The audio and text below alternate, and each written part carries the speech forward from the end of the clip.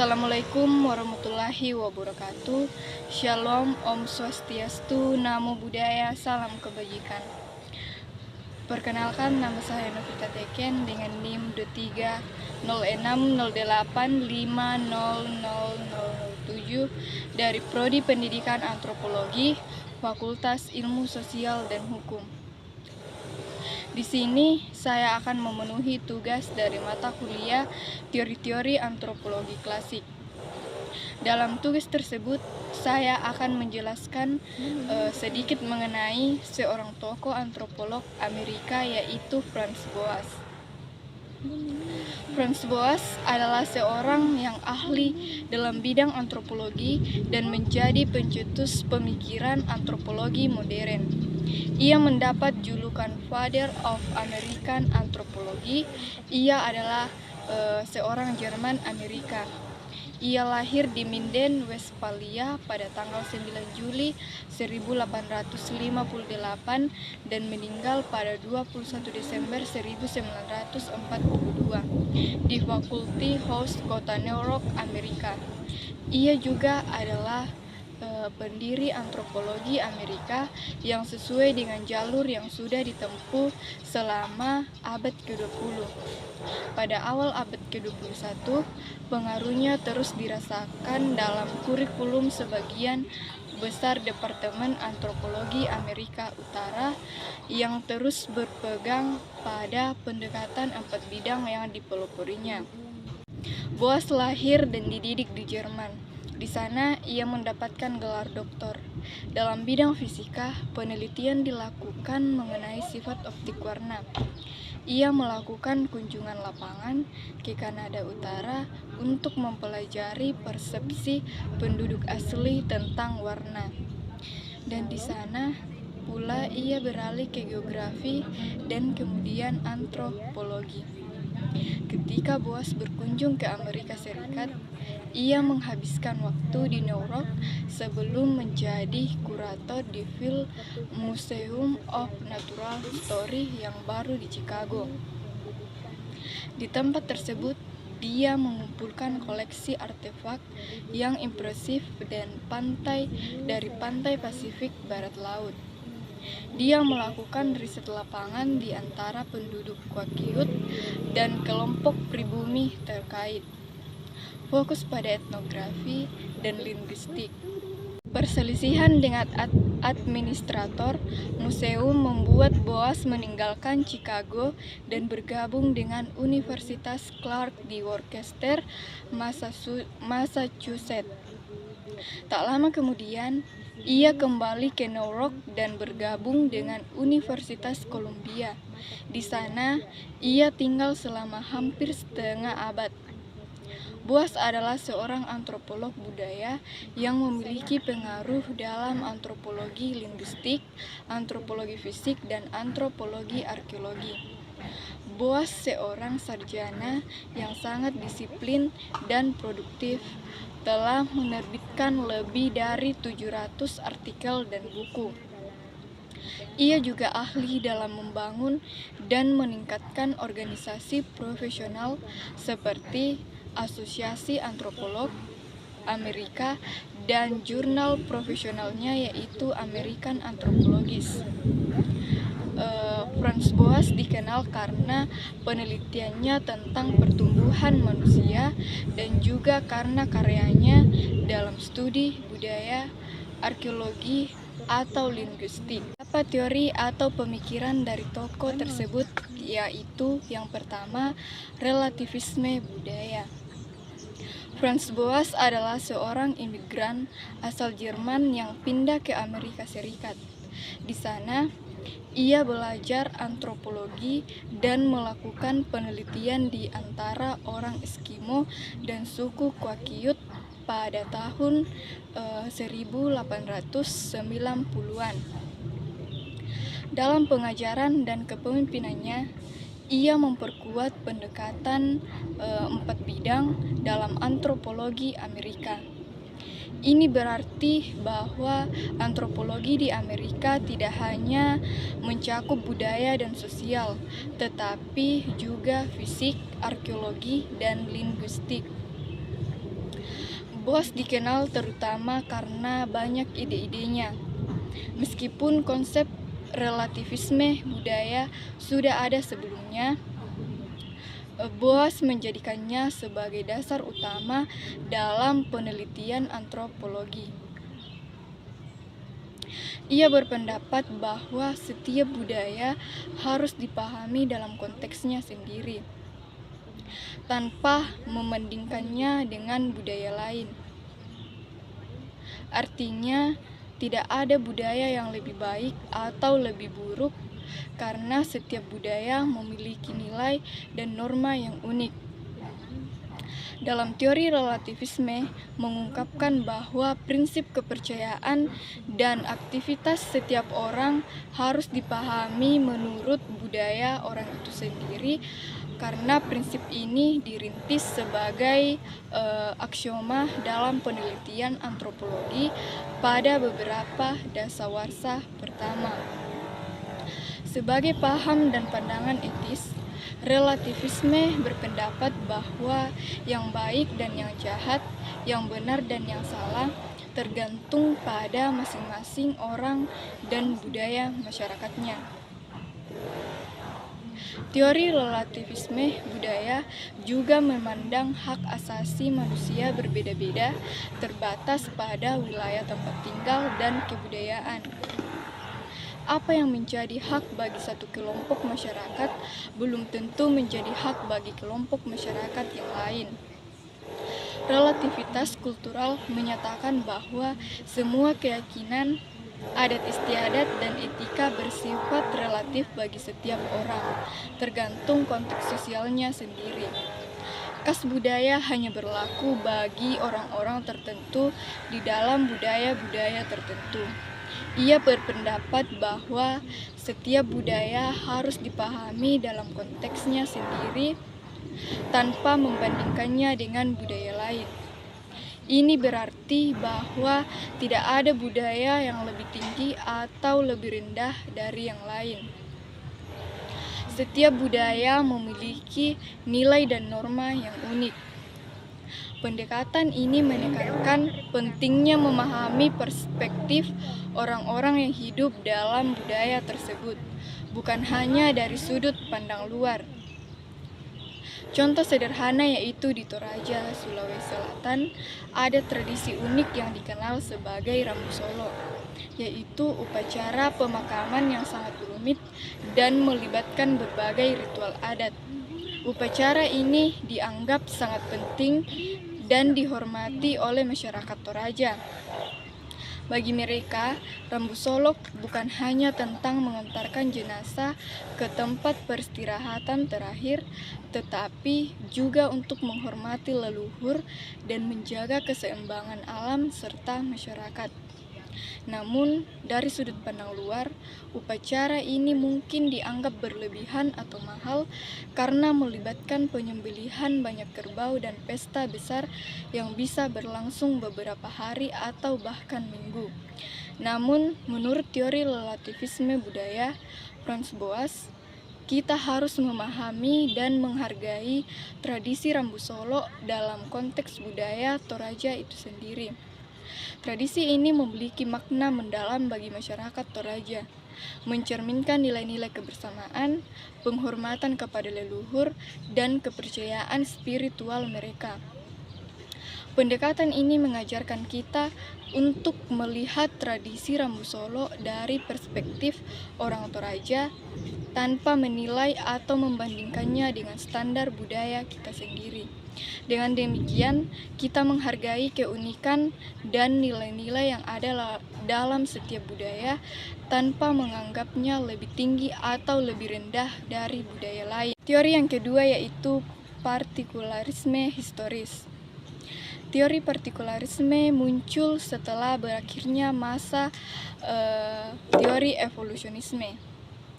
Pemikiran baru ini dipelopori oleh Franz Boas yang menentang teori evolusionisme. Teori ini disebut juga sebagai partikularisme historik. Para partikularis historis mengkritik teori evolusi sosial abad ke-19 sebagai teori yang tidak ilmiah dan menyatakan diri mereka bebas dari ide-ide yang terbuka sebelumnya. Boas tidak setuju dengan teori evolusi tentang adanya hukum universal yang menguasai kebudayaan. Boas berpendapat meskipun hanya satu unsur, kebudayaan tetap harus dipelajari dalam konteks masyarakat di mana unsur tersebut berada. Teori partikularisme berpandangan bahwa perkembangan tiap kebudayaan mempunyai kekhasan sendiri-sendiri dan tidak dapat digeneralisasikan ke dalam aturan atau hukum yang universal. Boas berpendapat bahwa semua budaya mengikuti jalur perkembangan yang sama dari primitif ke maju. Ia berargumen bahwa perkembangan budaya bersifat multilinear, artinya setiap masyarakat dapat berkembang dengan cara yang berbeda tergantung pada konteks sejarah dan lingkungan mereka. Dengan demikian, tidak ada hukum universal yang dapat diterapkan pada semua budaya. Contoh sederhana yaitu tradisi ngaben di Bali dan upacara gawai Dayak di Kalimantan Barat. Di Bali terdapat tradisi ngaben, yaitu upacara kremasi yang dilakukan untuk mengantarkan roh orang yang meninggal ke alam leluhur. Upacara ini melibatkan berbagai persiapan dan ritual yang melibatkan seluruh komunitas, mencerminkan keyakinan masyarakat Bali tentang kehidupan setelah mati dan pentingnya upacara kremasi untuk menjaga keseimbangan alam dan roh. Ngaben adalah contoh bagaimana budaya Bali berkembang secara khusus berdasarkan sejarah dan kepercayaan lokal. Sementara itu, upacara gawai Dayak di Kalimantan Barat adalah festival panen yang diadakan oleh masyarakat Dayak di Kalimantan Barat. Upacara ini merayakan akhir musim panen dan melibatkan berbagai kegiatan seperti tari-tarian, musik tradisional, dan makan bersama. Gawai Dayak mencerminkan rasa syukur dan kebersamaan dalam komunitas Dayak serta hubungan mereka dengan alam. Setiap tahapan dalam upacara ini mencerminkan kekhasan budaya yang dipengaruhi oleh sejarah dan lingkungan masyarakat Dayak di wilayah tersebut. Menurut teori partikularisme historis, setiap tradisi dan dari kedua contoh tersebut harus dipelajari dan dipahami dalam konteks sejarah dan lingkungan masyarakatnya. Tradisi seperti ngaben di Bali dan upacara gawai Dayak di Kalimantan Barat berkembang berdasarkan kondisi lokal dan pengalaman sejarah mereka. Tidak ada hukum universal yang bisa menjelaskan semua budaya ini secara seragam karena setiap masyarakat memiliki jalur perkembangan yang berbeda. Dengan pendekatan partikularisme historis, kita menghargai dan memahami kekhasan budaya Dayak dalam konteks spesifik mereka, bukan dengan membandingkannya dengan budaya lain secara langsung. Teori yang ketiga yaitu metode etnografi. Etnografi adalah studi tentang kebudayaan yang bertujuan memahami berbagai budaya dari sudut pandang orang yang mempelajarinya. Ini mencakup teknik penelitian dan teori yang digunakan untuk mendeskripsikan kebudayaan. Franz Boas, seorang tokoh penting dalam etnografi, menekankan bahwa pemahaman budaya harus berdasarkan data dari penelitian lapangan. Ia menggunakan metode observasi partisipan, di mana penelitian terlibat langsung dalam kegiatan masyarakat yang diteliti. Boas mengumpulkan data dari suku-suku asli di Amerika dan berpendapat bahwa untuk memahami suatu masyarakat, kita harus melihatnya dalam konteks budaya dan sejarahnya. Dia juga menyatakan bahwa meskipun ada pola perilaku manusia yang umum, penting untuk memahami budaya dalam konteksnya sendiri. Boas menentang pandangan yang mengurutkan budaya dari rendah ke tinggi dan menyerukan agar antropolog mengakhiri etnosentrisme, yaitu keyakinan bahwa budaya sendiri lebih baik dari yang lain. Dampak dari pemikirannya sangat besar, mendorong antropolog untuk melakukan penelitian lapangan yang mendalam dan menghargai keunikan setiap budaya. Pendekatan ini menolak etnosentrisme dan mengklaim bahwa budaya harus dipahami dalam konteksnya sendiri tanpa mengurutkannya berdasarkan tingkat kebiadaban atau kesopanan. Pengaruh Boas mengubah cara kerja antropolog yang mulai melakukan kerja lapangan etnologis untuk mengumpulkan bukti-bukti kuat.